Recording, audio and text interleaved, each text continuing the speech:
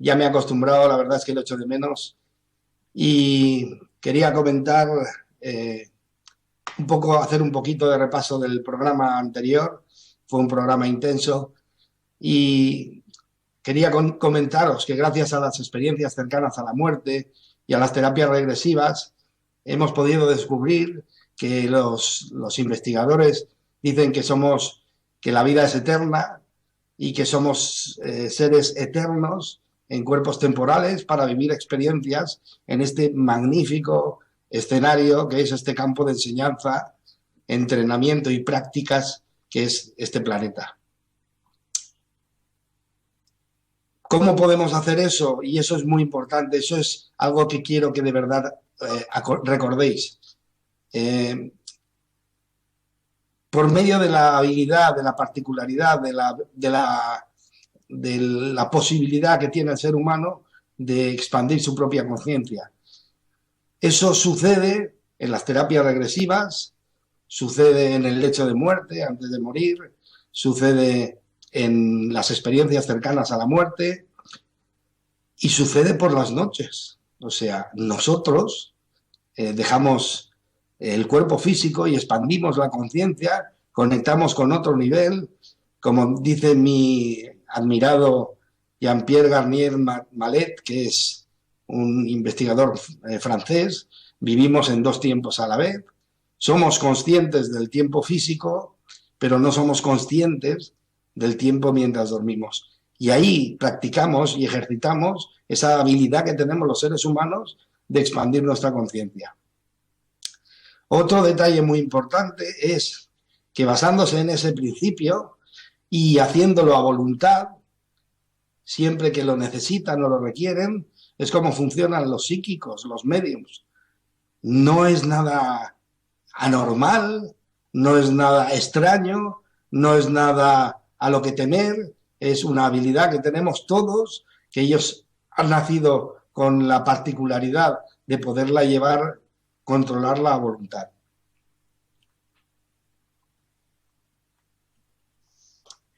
Los mayas hablaban del cambio este que estamos teniendo, decían que era el fin de una era y el principio de otra. Luego los rusos demostraron que el cambio se debe a la posición del sistema solar en la galaxia, lo reafirmaron los americanos, Hoagland y David Wilcock reafirmaron que los rusos tenían razón, que se debe a un cambio a la posición que tiene el sistema solar en la galaxia. Los coincidieron con los mayas decían que nos acercábamos a una zona de la galaxia de mucha mayor energía. Perdón.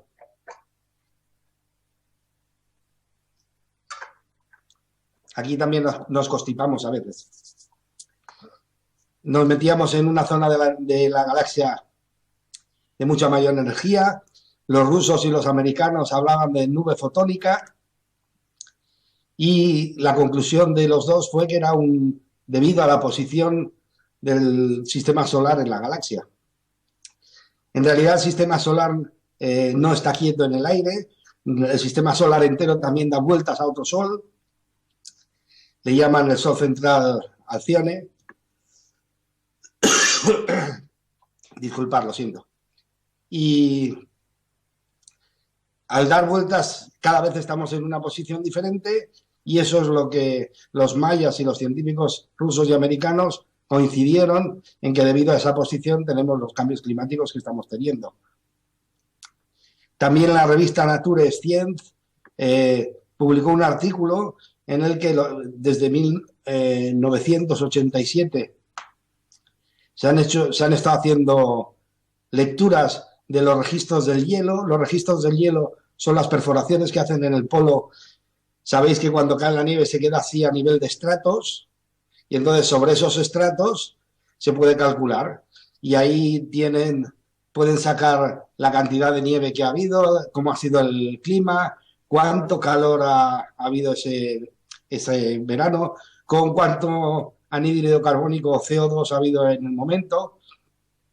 Y entonces han hecho una gráfica Y esa gráfica, la curiosidad es que antes de una subida en el nivel del CO2 de la atmósfera de la Tierra, ha habido una subida de la temperatura. O sea, que no es al revés, no es que la subida de CO2 esté provocando la subida de la temperatura, el efecto invernadero que tanto se dice. El tema es, la Tierra se expresa de una manera y por ciertos intereses los políticos pues lo han politizado, todo este tema. ¿Por qué? Bueno, habría muchas explicaciones, pero bueno, lo dejo solo ahí. Entonces, la realidad es que la Tierra habla y cuando habla está diciendo que antes de una subida del nivel del CO2 ha habido un aumento de la temperatura de la Tierra, que estamos simplemente asistiendo a un cambio climático de los que han pasado muchos. Y que después de una subida de temperatura siempre después viene una bajada de temperatura, una zona fría. Que estemos llegando o no a una glaciación, aunque lo fuese así, no es para de aquí 5 años, no es para 100, no es para 200. Es un proceso y tanto si sí como si no, es un proceso en el que estamos inmersos. También habló Milankovic, desde aquí, de dentro de la Tierra, hizo las coincidencias que había en los 3 movimientos que tiene la Tierra, tanto precesión como rotación como elipsidad, o sea, como variación en la elipse.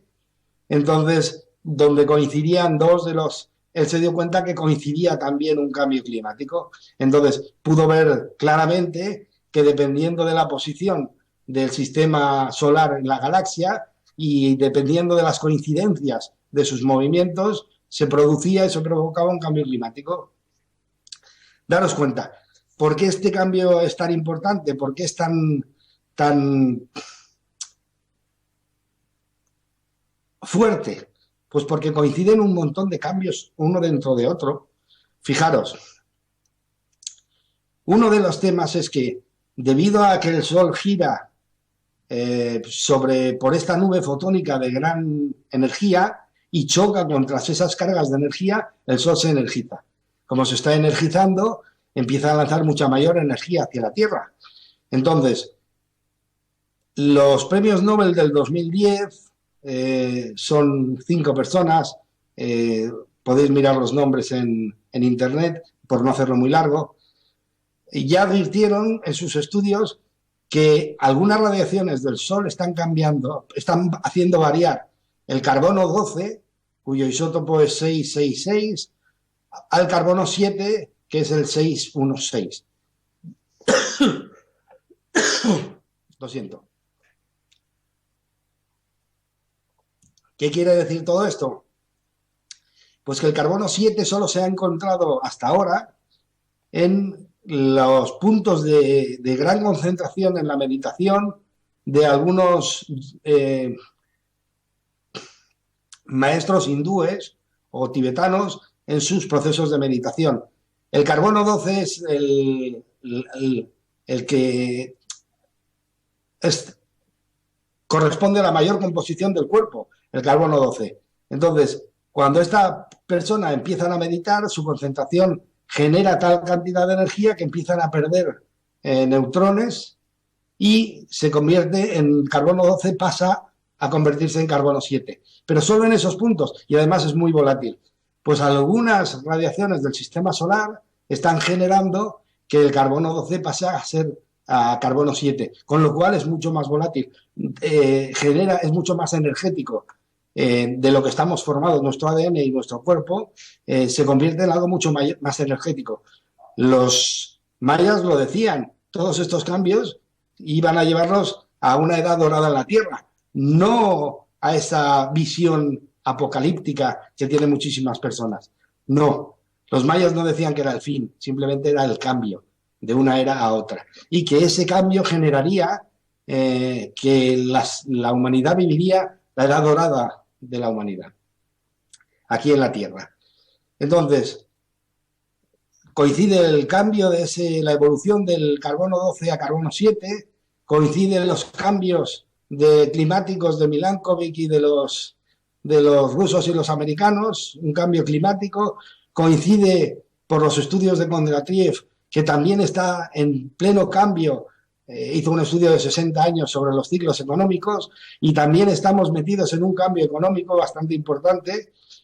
Y luego, si os dais cuenta por los capítulos anteriores, la física cuántica volvió a descubrir, junto con el padre del psicoanálisis, Sigmund Freud, y Carl Jung, volvieron a redescubrir que en realidad todo tiene dos niveles. La existencia humana tiene dos niveles, no solo tiene un nivel. No solo existe el nivel material, sino también existe el nivel espiritual.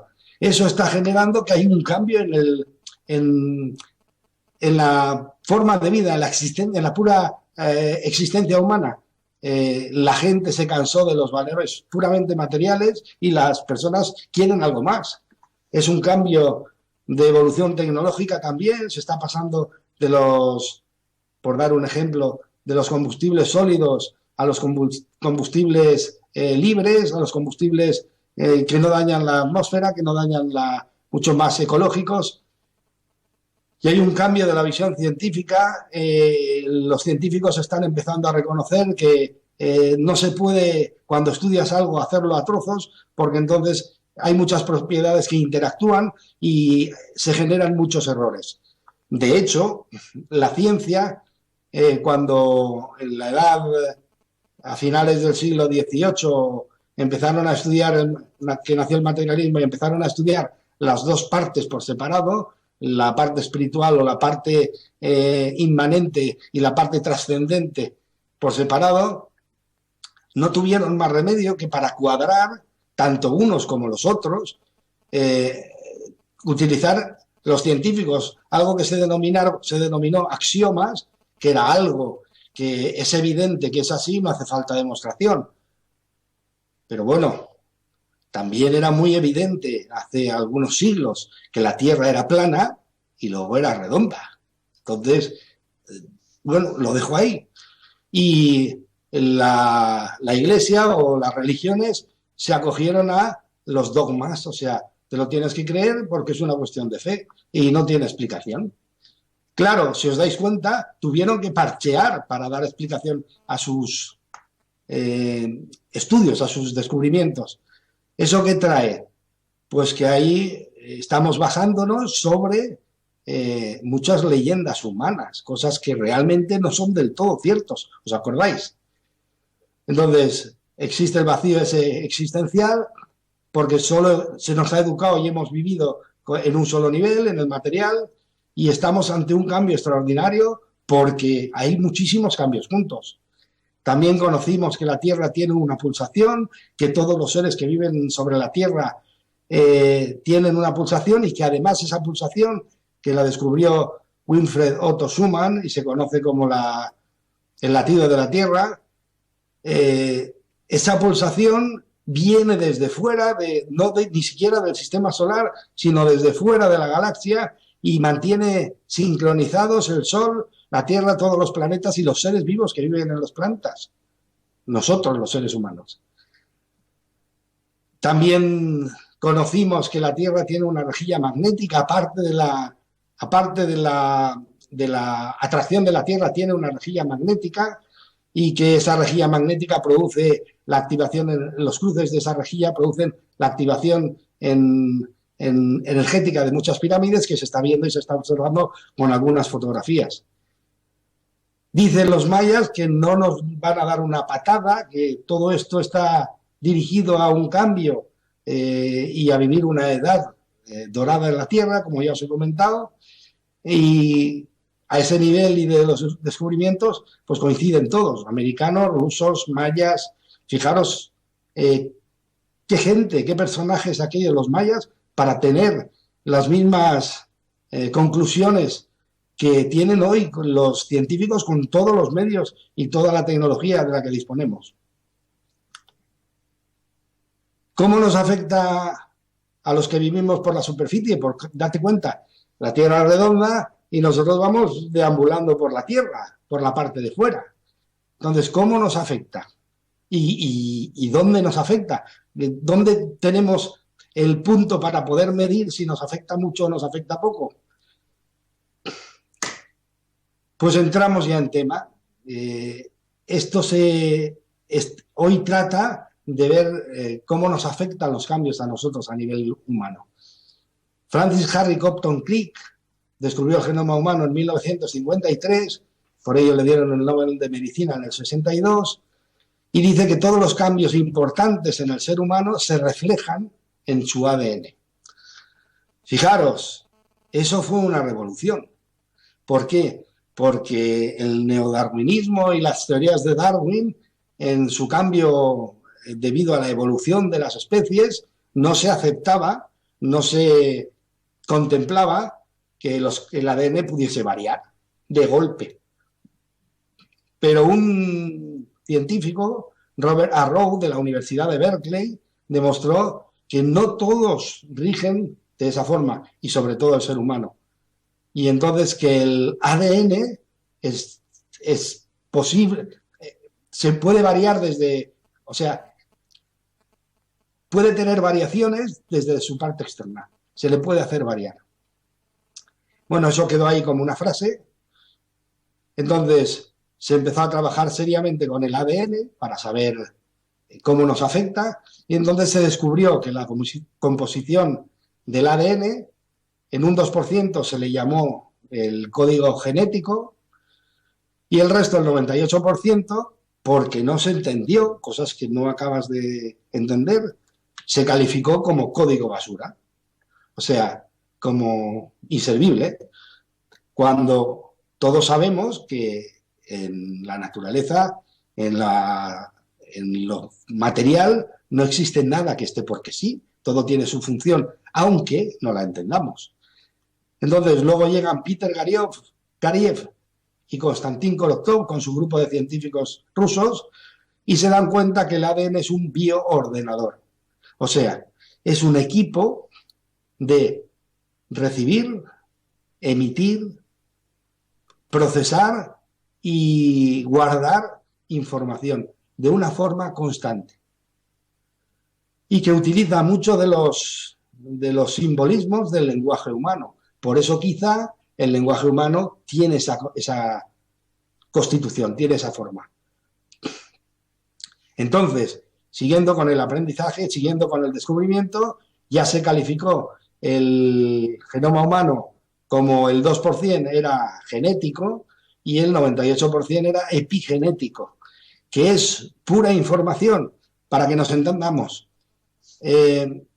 Con el 2% se crea la imagen, ¿vale? O sea, padre y madre, el ADN del hijo es el 2% y con eso se crea la imagen, la que va a tener, la forma física y todo lo que va a tener.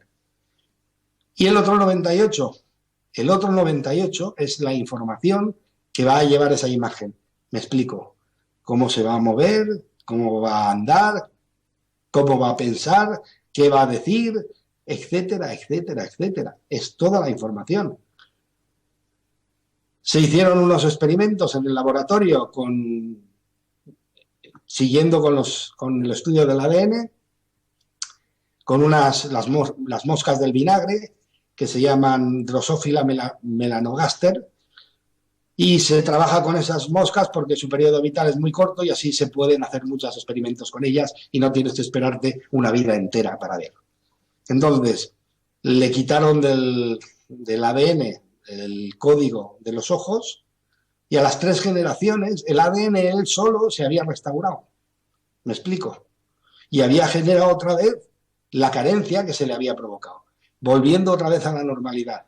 Se hizo el mismo estudio con plantas, cambiándoles genéticamente, y en muy poco las plantas recuperaron su equilibrio genético por ellas mismas. Entonces, todo eso de la genética y de las plantas transformadas genéticamente no tiene vida, me explico. En poco tiempo van a recuperar su equilibrio genético. Una de las contribuciones más importantes que hizo también la física cuántica fue el descubrimiento del no vacío. Permitirme que lo exprese así. O sea, el vacío tal como se contemplaba, y es que tú a un tubo de ensayo le extraías todo y lo dejabas vacío completamente y ahí ya no había nada, no es cierto. Cuando se le hace el vacío a un tubo de ensayo, siempre quedan lo que se descubrió a primeros de siglo, que son fotones de luz. Las partículas más pequeñas de lo que está compuesto todo en este universo que se conocen, las partículas más pequeñas que se conocen hoy, y son partículas de luz. Son mucho más pequeños que el electrón, que el neutrón, que el protón, etcétera, etcétera. Y son partículas de luz. Fijaros qué curiosidad. Ahora va a resultar que los pueblos de Oriente, cuando hablaban de seres de luz, van a tener razón, porque las partículas más pequeñas de lo que está formado todo en este universo, y cuando digo todo, es todo, nosotros, el exterior, la Tierra, etcétera, etcétera, etcétera, está formado de partículas de luz. Entonces, el doctor Glenn Rein hizo el vacío en un tubo de ensayo, metió el ADN en el tubo de ensayo y lo sometió a gente experimentada, le lanzaba sensaciones, sentimientos, emociones de amor y luego, en otro experimento diferente, emociones de odio. ¿Qué sucedió con todo esto? A ver si lo puedo sacar. Pues sucedió que quiero compartiros una imagen que está muy bonita.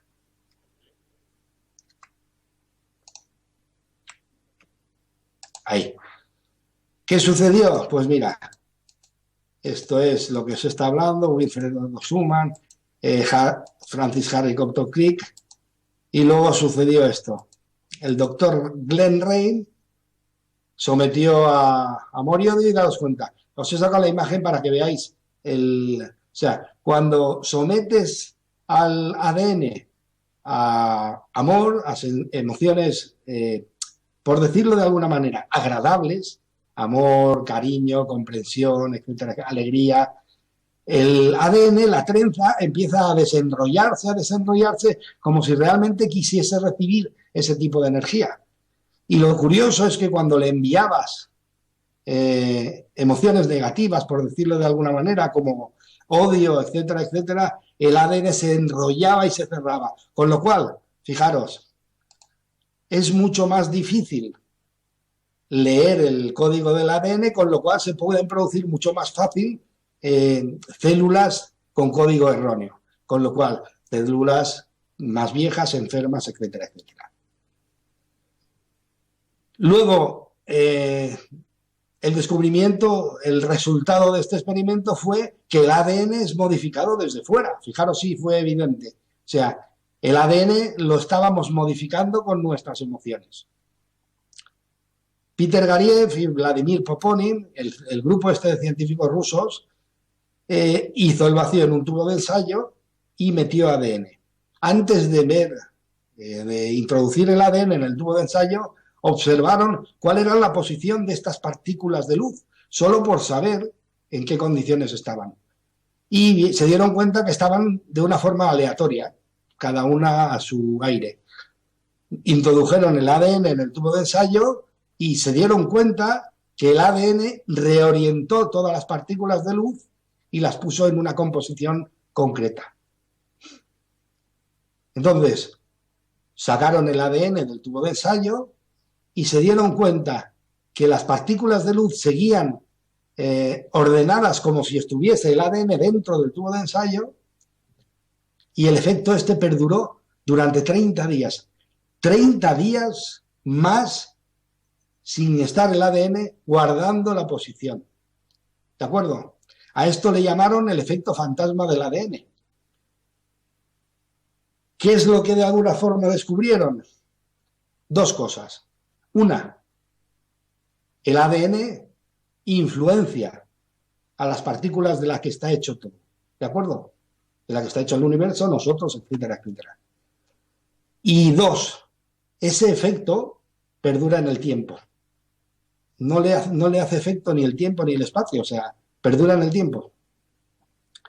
Por otro lado, Cliff Baxter, en otro experimento con el ADN, le solicitó. Cliff Baxter era un ex de la NASA, perdón, de la CIA, y trabajaba con el polígrafo, con el detector de mentiras.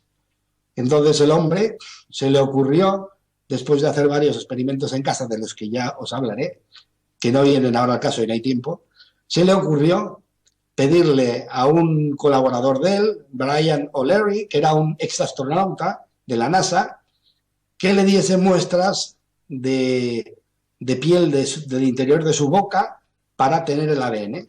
Entonces, pusieron ese ADN en tubos de ensayo, le pusieron unos alambres de oro, le pusieron unas mediciones y entonces le dijeron a O'Leary que se saliese de esa habitación y que viviese experiencias de ira, de emocionales. Tanto O'Leary como el ADN estaban vigilados con equipos, y cuando acabó la experiencia y contemplaron juntos las dos gráficas, se dieron cuenta que el ADN que estaba en otra habitación reaccionaba a las emociones de su dueño, que estaba en la otra habitación. Entonces quisieron llegar un poco más lejos y le dijeron a O'Leary que cogiese el coche y se fuese a 300 kilómetros. Disculpad.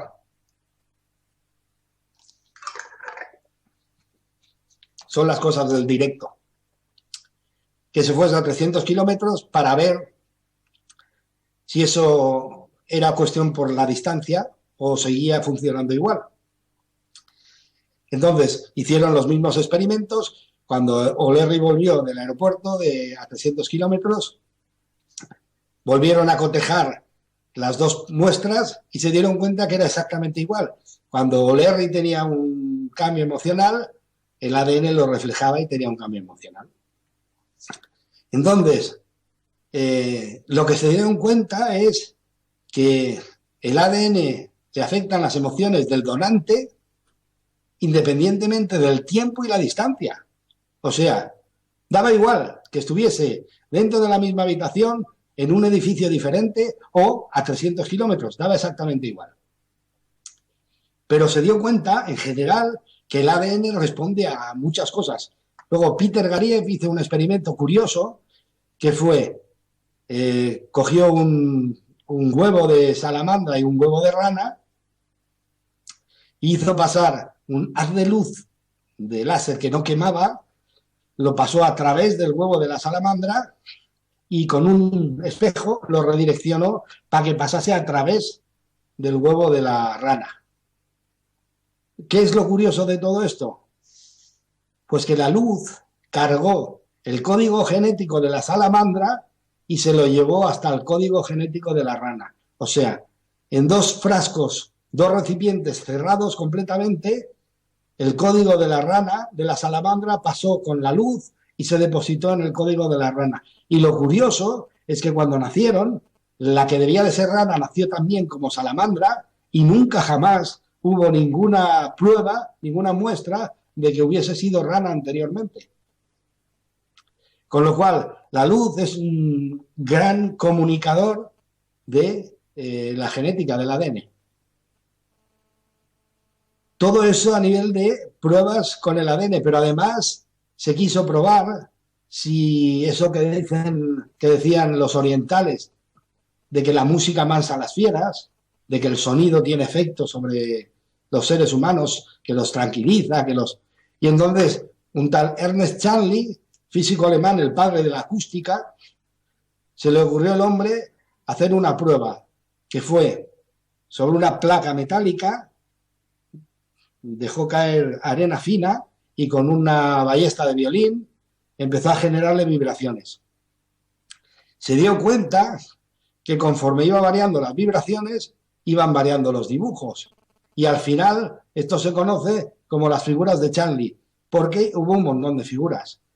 Después siguió los experimentos, las pruebas las ha seguido ya en este siglo pasado Hans Jenny, médico suizo de Basilea, y en 1967 publicó un libro, el primer volumen, sobre cimática, que se refería a los efectos del sonido y de las ondas y las vibraciones sobre la materia. ¿Por qué os cuento todo esto? Primera, el sonido sí que tiene efectos sobre la materia. Y segundo, lo curioso de todo esto, tanto a Jenny como a Ernest Chanley, es que cuando dejabas de vibrar, se colapsaban los dibujos y la Tierra volvía a coger su posición original. ¿Esto qué quiere decir? Pues esto ya lo descubrió Einstein. Si os acordáis, lo comenté. Si tú coges la fórmula de la relatividad de Einstein, que es la masa es igual a la velocidad, la energía es igual a la masa partido por la velocidad al cuadrado, perdón, disculpar. La energía es igual a la masa por la velocidad al cuadrado, siempre teniendo en cuenta que la velocidad sea la de la luz. Si despejas de esa fórmula la masa es igual a la energía partido por la velocidad al cuadrado. Entonces, todo el mundo sabe, cualquier científico que se lo diga sabe, que una energía moviéndose es una vibración. Se conoce como una vibración. Y fijaros qué curioso. Charlie dijo que cuando generabas una vibración se mantenía un dibujo, se mantenía una masa. Y cuando la vibración desaparecía, la masa desaparecía también. Si os dais cuenta, en la fórmula de Einstein queda que la masa es igual a una vibración. O sea, vamos a hacer la lectura al revés. Yo creo que ya la hice el otro día, pero es muy interesante. Para que exista una masa, tiene que haber una vibración detrás que la mantenga. Para que exista tu cuerpo, debe de haber una vibración detrás que lo mantenga. Quizá la muerte es que la vibración desaparece, lo inmanente se va, la energía que posibilita esa vibración desaparece y el cuerpo colapsa. ¿Me explico? Pero el cuerpo es solo arena y lo vital es la vibración. Lo dejo ahí, simplemente. Pero Einstein ya lo demostró también, que la energía era igual a una vibración, la masa era igual a una vibración. Esto es de ahora, se ha conocido solo a raíz de estos nuevos descubrimientos de los nuevos científicos, o antes ya alguien sabía algo. Pues fijaros, ya en Oriente, el Sri Swami Sivananda decía: los sonidos son vibraciones, hacen surgir formas definidas. Cada sonido crea una forma en el mundo invisible. Notas particulares hacen surgir formas particulares. O sea, la muestra de que realmente somos seres extraordinarios es tener poder de cambiar la realidad. ¿De acuerdo? O sea, entonces vamos a ver una cosa de lo que ya hemos visto. Resulta que el ADN, que en teoría no era variable por nada, el 98% es información. Y encima, que es variable. O sea, tengo una buena noticia y una mala noticia para ti. Te voy a decir primero la mala noticia. No puedes tirarle las culpas a tu genética de tus limitaciones. La genética solo ocupa el 2%. Y lo otro es la información. ¿Qué información? La información que nosotros hemos ido metiendo y nuestros familiares, que a lo mejor has sido tú en otra vida, dentro del ADN que se ha quedado como información. ¿Qué información es la que pasa con tanto eso de que se habla de karma? ¿Qué información es la que pasa de vida a vida? La creencia, que es un pensamiento sostenido y mantenido hasta que se hace habitual y se convierte en una creencia. ¿Por qué? Porque la creencia nadie te obliga a que la tengas, la eliges tú. Y esa creencia se hace automática, pasa a la parte subconsciente y cuando el consciente desaparece, el subconsciente sigue con la información. ¿Me explico? Entonces, quizá toda esa historia y ese follón y ese lío de karma sea simplemente la información que por medio de tus creencias depositaste en el subconsciente, en la nube, que luego cuando vuelves a nacer la recoges para seguir el camino. ¿Me explico? Entonces, eso en cuanto se refiere al libre albedrío, de hecho, nosotros para ser seres extraordinarios, si de verdad lo fuésemos, y yo ya te he comentado hace tiempo que eres un ser extraordinario, capaz de hacer cosas maravillosas, simplemente variando tu percepción de vida, tus creencias, pues si de verdad lo fuésemos, realmente nosotros podíamos afectar en algo a lo que nos rodea. Eso sería, ¿no? O sea, yo podría hacer algo para cambiar todo lo que me rodea, mi propia vida, mi entorno, ¿no? Pues fíjate, ya lo he hablado, ya lo he comentado, pero te lo voy a decir de otra forma diferente. Fíjate las tres historias diferentes que cuentan los tres experimentos con el ADN. El de Glenn Rein, que te dice que el ADN es influenciable por nuestras emociones. O sea, yo con mis emociones, tú con tus emociones, varías tu ADN. ¿Vale? Quédate ahí. El ADN varía la materia de la que está hecha la vida, que es los experimentos de Peter Gariev y Poponin. ¿De acuerdo? Que cuando metes el ADN en el tubo de ensayo, reorienta toda la materia que hay dentro y la pone en un orden concreto. Tu ADN está, aunque tú no lo sepas, reorientando todo lo que tienes dentro, todo lo que hay a tu alrededor, aunque tú no lo sepas, de una forma concreta.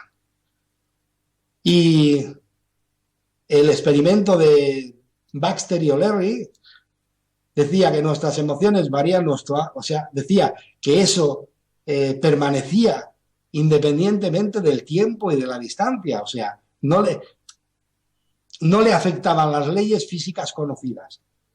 O sea, tú varías tu realidad con tus emociones porque varías tu ADN y tu ADN varía la materia de la que está hecha la vida, los fotones de luz.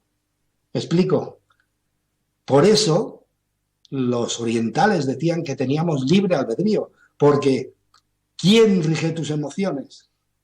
Tus pensamientos. ¿Y quién rige tus pensamientos? Tú. Tú riges tus pensamientos. Con tus pensamientos, fíjate, primero es el pensamiento, luego la emoción y luego la variación de la respiración y las combinaciones químicas, etcétera, etcétera. Lo hablaremos mucho más adelante, solo es un pequeño comentario. Primero es el pensamiento es algo energético. La emoción es algo físico. ¿Por qué? Porque el pensamiento genera que empiecen a descargarse combinaciones químicas y electromagnéticas dentro del cuerpo físico para que tú te sientas de una manera. A esa forma como te sientes se le llama emoción. Claro, controlar los pensamientos es de verdad bastante complicado, porque tenemos aproximadamente, dicen, unos 60.000 pensamientos por día. Pero controlar las emociones es muy fácil. No hace falta mucho. Solo hace falta ponerte de observador, de autoobservador de ti mismo. Pero hacen falta unas reglas, unas normas. No juicio, no crítica, no valoración, no condena. Solo autoobservador, para ver la emoción. Cuando veas la emoción, la pregunta inmediata es, ¿esto me va a llevar donde yo quiero? No, hay que cambiar la emoción. Ya hablaremos de cómo se cambia, pero quiero que de verdad te quedes con eso. Somos los dueños de nuestro propio destino.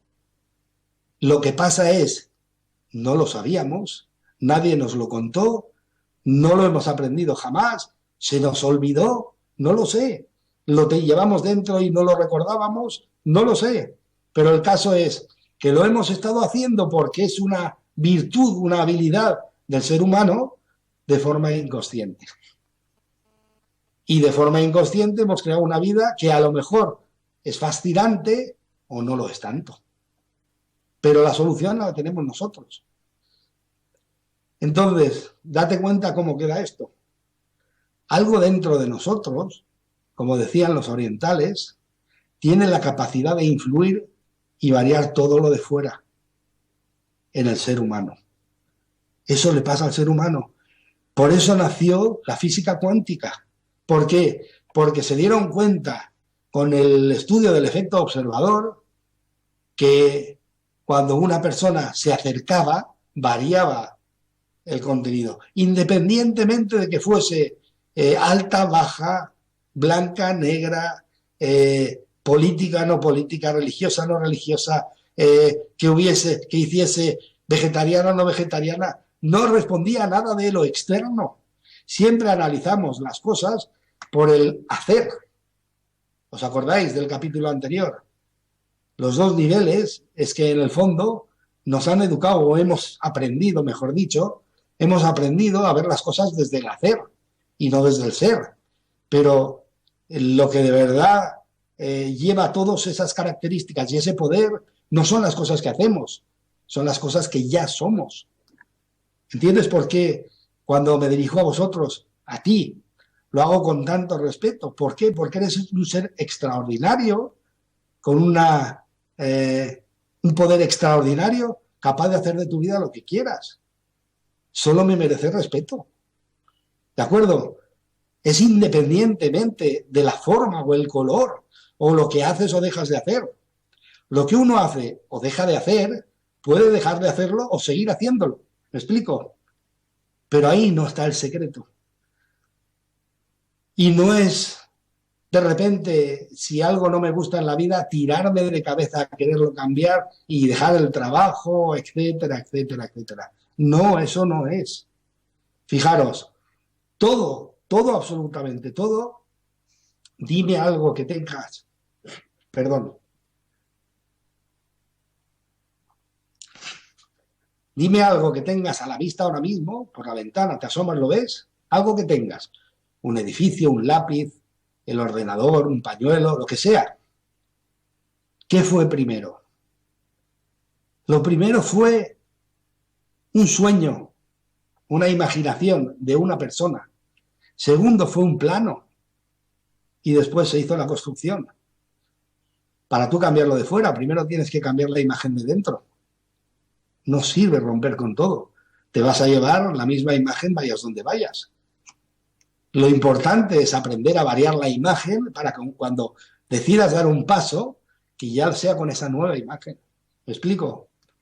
Hay que cambiar las expectativas, las creencias, todas esas leyes humanas que no son realmente ciertas, la mayor parte, y que nos hemos basado en ellas para construir nuestra vida.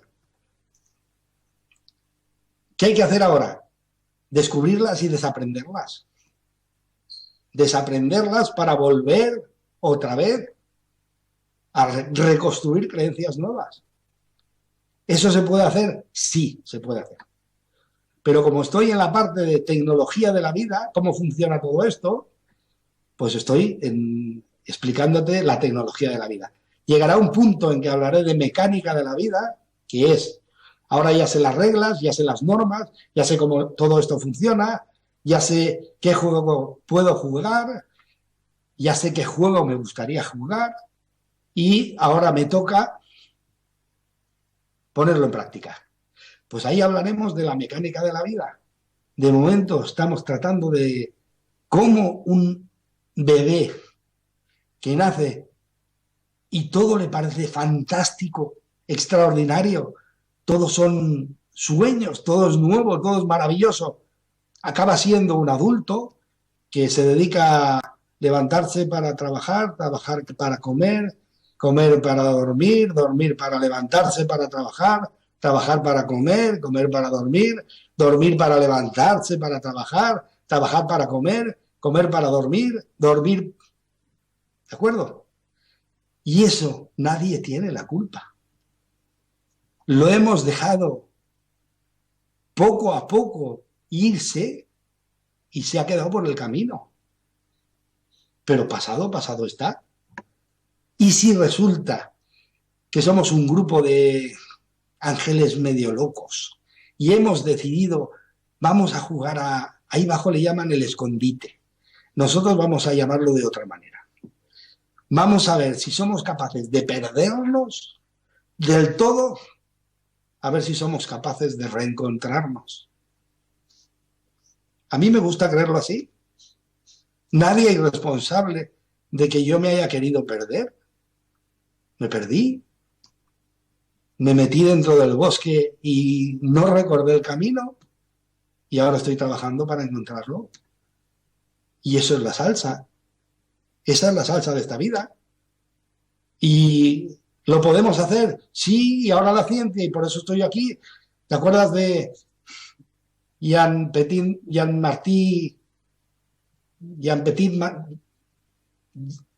Garnier Mallet? Sí. El científico francés este hombre al que admiro, que habla de los dos, del tiempo y el no tiempo. Él dice que todo esto que yo os estoy contando, es que ya se sabe, lo podéis buscar Pero como, ¿qué sucede? Los científicos son personas. Hay personas buenas y personas no tan... Hay personas abiertas y personas no tan abiertas. Hay personas que creen y personas que no creen. Hay personas espirituales y personas que no lo son. Pues en la ciencia pasa igual. Para que salga algo en el que todos están de acuerdo de que esto es así, pues imagínate las discusiones y las rivalidades y las historias que hay dentro. Total, este hombre dice que esto nos va a llegar a nosotros como mínimo de aquí 50 años o más, depende de cuánto tarden en ponerse de acuerdo. Claro, yo dije, oye, esto es una locura, pues esto debíamos de saberlo ya todos. Y entonces por eso estoy aquí, para contarte y que sepas lo que ya se sabe y que puedes investigar tranquilamente. Fijaros, hay aquí, para que lo podáis entender mejor, hay unos trabajos espectaculares, por ejemplo, un tal Joe Dispenza que habla de nuestro cerebro, una tal Jill Bolte Taylor que habla de derrame de iluminación. Todo esto que os digo lo podéis encontrar tanto en papel como en YouTube. Hay un tal Greg Braden que habla de la matriz divina, de esa materia de la que se compone todos los fotones de luz, que la cuántica está ahora estudiando y trabajando muchísimo con ella, porque es inteligente, es como un espejo que nos refleja lo que nosotros llevamos de creencias en nuestro cerebro y genera que nuestra vida se asemeje a eso. En fin, ya os comento. Y luego los trabajos de Peter Garriev con el ADN y de Glenn Rain y de un montón de gente que están trabajando con el ADN. Hay unos trabajos espectaculares ahora con el corazón, refiriéndose, se ha descubierto que el corazón tiene células nerviosas, tiene neuronas, le llaman dendritas, pero neuritas, perdón. Son células nerviosas del corazón y de hecho se han dado cuenta que el único órgano que es el primero en nacer, que es el corazón y ponerse a funcionar, y es el último, uno se puede quedar muerto cerebralmente, se puede quedar clínicamente muerto y el corazón estar funcionando. ¿Por qué? Porque funciona autónomo. Es uno de los grandes descubrimientos de esta era. Entonces, creo que hoy de momento he terminado. Voy a dar paso a las preguntas, si os parece bien a todos. Y creo que está claro. El ADN es muy influenciable por un montón de cosas y esa particularidad de ser influenciable, de ser variable, es la que nosotros podemos aprovechar para hacerlo variar a nuestro interés. ¿Me explico? A nuestra voluntad, con nuestra conciencia. Así que busco la página. ¿Qué tal os parece? Creo que quedan unos 12 minutos, 10 minutos por ahí.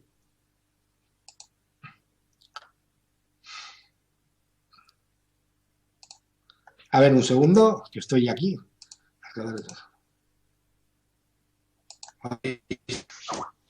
Sí, un momento y lo veo.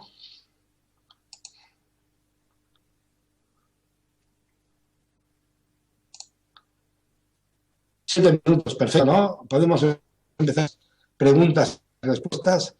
Esperaros un segundín que busque las 12, martes 16, 10 de marzo, 12 y 19, 12 y 10, 12 y 5, 12 y 4, 12 y 1 minuto.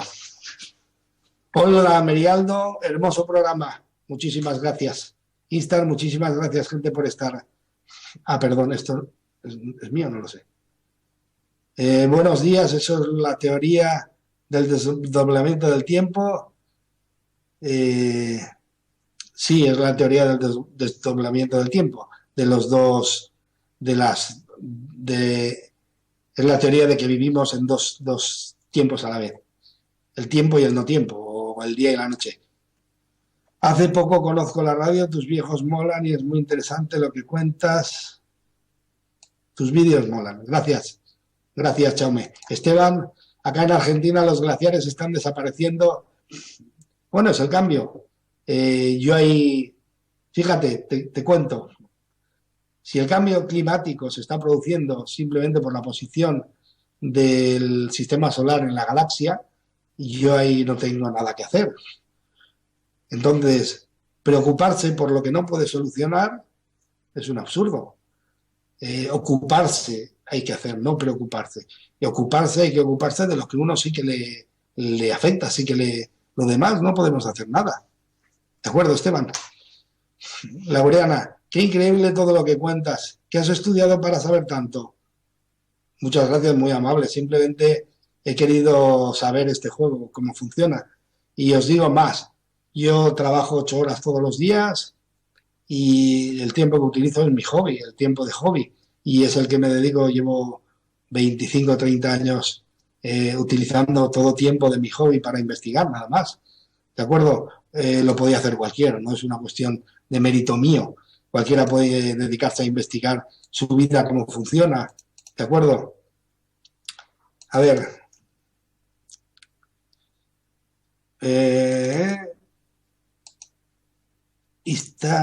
Tal. Perdón, esto es el otro. Yamila, buenas tardes, Juan. Buenas tardes, Yamila. Paloma, hola, Juan. Qué bueno verte. Igualmente, Paloma. Uma, o sea que volvemos a la vida muchas veces. ¿Sabes si nos reencontramos con las mismas personas? Te cuento.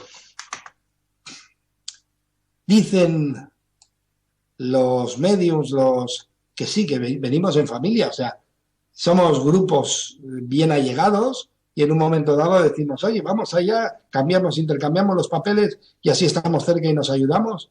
Sí, es así, lo que haría un grupo de amigos. Y me parece que es lo más lógico. Chaume, hace poco conozco la radio, tus videos. Perdón, me he pasado. Esteban, Laureana, ya lo había leído, perdón. Karen Gurmindo, nosotros también podemos modificar nuestro ADN, propio ADN, evidentemente, y eso no lo digo yo, lo dice la ciencia.